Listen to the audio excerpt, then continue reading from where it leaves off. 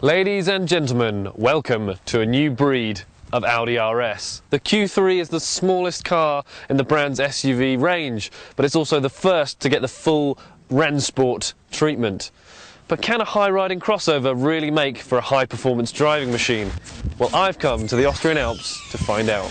All the design hallmarks of the RS brand are here to see, with a bold honeycomb grille flanked by enormous air intakes, standard 20-inch alloys, and a massive single-pipe oval exhaust that almost looks like a throwback to the rallying days of the 80s. The overall shape really does suit the extra aggression though, and the flagship Q3 certainly looks like it means business.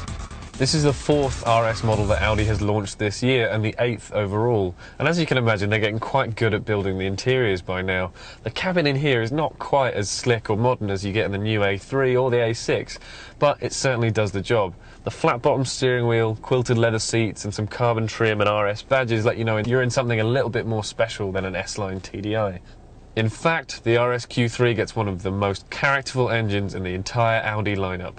It's a 2.5 litre 5-cylinder turbo with 306 brake horsepower driven to all 4 wheels. So let's find out what it's like to drive.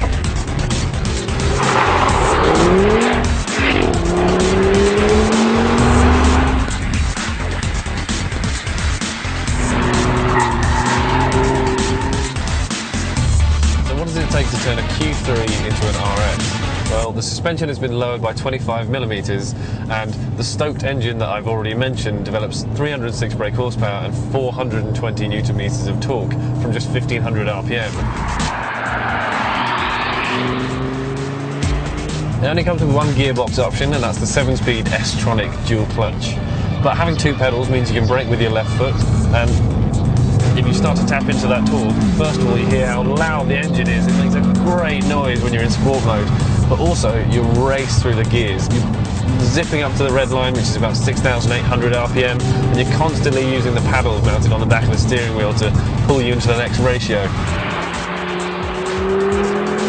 The car that we're in is sitting on 20-inch alloy wheels, and although the roads we're testing on are quite smooth, the ride actually feels okay. It's certainly better than the old RS3 and the TTRS, which suffered from really stiff suspension over bumps.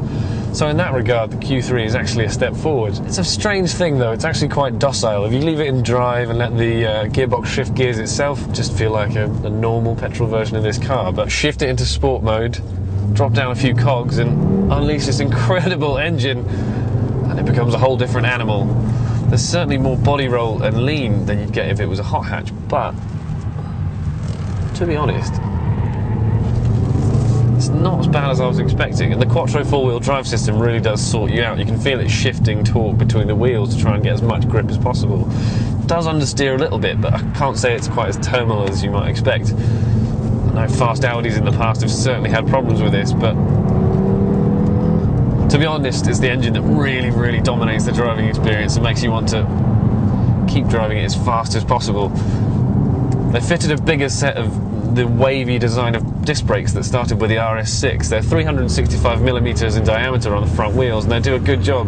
We've been going up and down some pretty steep hills, and even though I've been driving fairly quickly and certainly putting some heat into them, they haven't faded or gone to the floor or anything like that.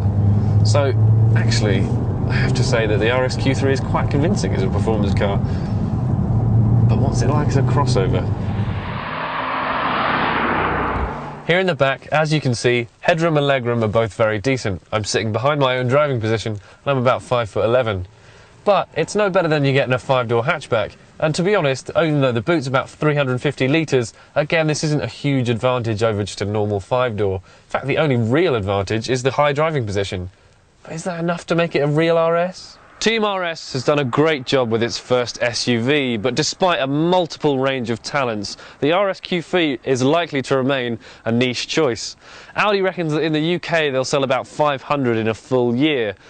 The engine is a real highlight. It's got incredible low-down torque, and the way this thing covers ground is pretty devastating. But I have to say, there are probably better and more engaging ways to get a £43,000 fast car fix.